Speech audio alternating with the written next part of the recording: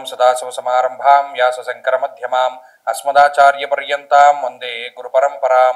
జ్యోతిష్ శాస్త్రాన్ని భావితరాల వారికి ప్రసాదించిన ఋషుల యొక్క పాదపద్మాలకి నమస్కారం చేసుకుంటూ, అలాగే నాకు ఈ జ్యోతిష విద్యను నేర్పిన గురువర్యులు జ్యోతిష బ్రహ్మ కీర్తిశేషులు శ్రీ ఏరంకి సూర్యనారాయణమూర్తి గారు, సూర్యేశ్రీ దైవజ్ఞ గారి యొక్క పాదపద్మాలకి నమస్కారం చేసుకుంటూ, ఓం శ్రీ మహాగణాధిపతి నమః, శ్రీ గురుభ్యో నమః, హరి ఓం. వీక్షకులందరికీ నమస్కారం. వృశ్చిక రాశి వారికి ఈ వారం సానుకూలమైనటువంటి గ్రహస్థితి గోచరిస్తూ ఉన్నది. ఈ రాశి వారికి లాభస్థాన స్థిత రవి బుధులు మాత్రమే యోగించేటువంటి గ్రహాలు. ఈ వారంలో చంద్రుడి యొక్క బలం కూడా చాలా తక్కువ. వ్యయస్థాన స్థిత కుజుడు నిద్ర పట్టనివ్వకుండా చేస్తారు. అంటే అసలు పడుకోనివ్వడు ఆయన. ఏదో ఒక రకమైనటువంటి సమస్య, ఒకటి తప్పిందిరా అనుకునేటప్పటికి ఇంకొకటి, లేదు మనకి జరగవలసినటువంటి మంచి ఇంకొకటికి జరిగిపోతూ ఉంటుంది.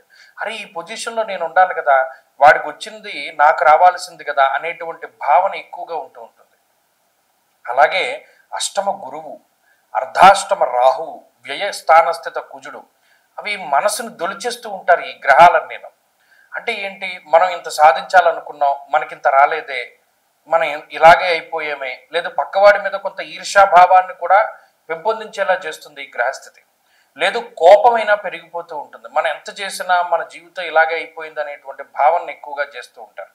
అయితే ఇక్కడ ప్రధానానికి గుర్తుపెట్టుకోండి, 5వ స్థానమందు ఉన్నటువంటి శనేశ్వరుడు, 5వ స్థానమందు ఉన్నటువంటి శనేశ్వరుడు కార్యహానిర్ మనస్తాప జ్ఞాతి వ్యాజ్య కలాపహం అన్నారు. కార్యహాని చేస్తాడు. అంటే ఒక పని తలపెడితే దానిలో ఆటంకాలు సృష్టిస్తారు.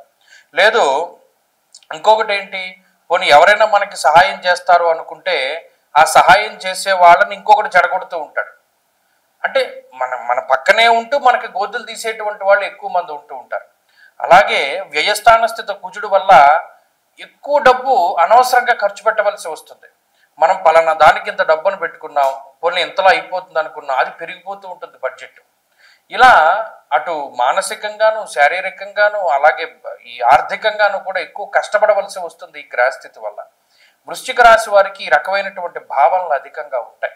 అయితే లాభంలో రవి బుధులు ఉన్నంత కాలమును ఏదో ఒక రకమైనటువంటి బలం నడిపిస్తూ ఉంటుంది. ముఖ్యంగా పోన్లే ఎప్పటికైనా మనం బయటపడతాం, ఎప్పటికైనా మన గ్రహస్థితి బాగుంటుంది అనేటువంటి ఆలోచన ఒక్కొక్కటిగా మనకి ముందుకు తీసుకెళ్తూ ఉంటుంది. కానీ వృశ్చిక రాశి వారిని ప్రధానంగా ఈ 3 గ్రహాలు పీడిస్తున్నాయి. ఎంత దారుణంగా పీడిస్తున్నాయి అంటే అది వాళ్ళు అనుభవించే వాళ్ళకి తెలుస్తుంది. గురుడు కానీ, కుజుడు కానీ, రాహువు కానీ. ఆ 3 గ్రహాల యొక్క పీడ నుండి బయటపడడానికి ఒక అవకాశం ఏంటి అంటే జాతకంలో దశలు బాగుంటే ఓవర్కమ్ అయిపోతాయి. జాతకంలో కూడా దశలు పాడైపోయి అనుకోండి, ఇంక వర్ణనాతీతంగా ఉంటుంది. అంటే వాళ్ళ మాట ఎవరు వినరు, వాళ్ళకి ఎవరు సహాయం చేయరు, ఒంటరిగానే జీవితాన్ని లాక్కెళ్ళాలి. అలాగే దైవికంగా దీన్ని తప్పించుకోవడానికి ఎక్కువ గోసేవ చేసుకుంటూ ఉండండి. సమస్త దేవతామూర్తి గోవే.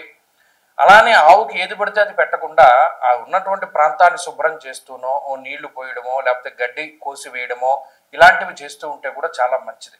అలాగే ఈ వారంలో కలిసి వచ్చేటువంటి రోజు బుధవారంగా చెప్పవచ్చును. అదృష్ట సంఖ్య 4, అదృష్ట వర్ణము ఆకుపచ్చ. తదుపరి ధనురాశి.